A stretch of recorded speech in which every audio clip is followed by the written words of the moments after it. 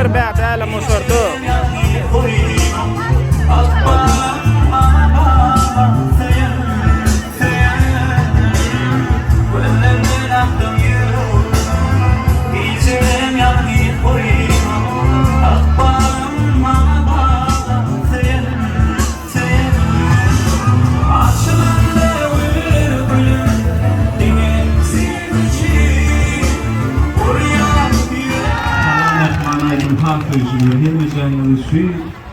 Oğudun seyirlikte hoş gördüm. Din şansının rahat geçen mi? Ve rahat din şansı arzu edilen canlısa oradan oğudun yurdumuzu oğudun yaşan. Benim oyuna soğukun aydınlar aydanayım. Bu tüy aydın aydınlarını bir kanlıca ağlat başladı yaşıklar. Benim oyuna soğukun aydınlar.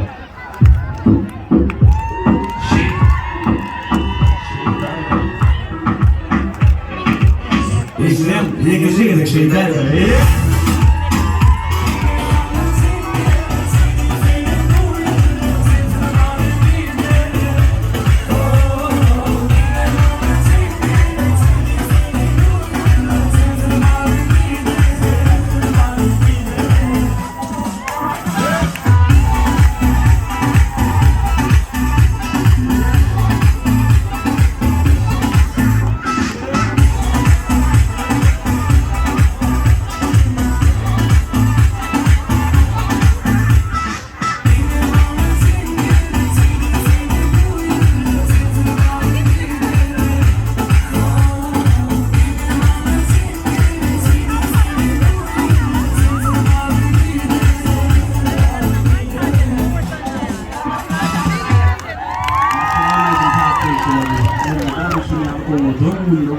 Canım sağ olun.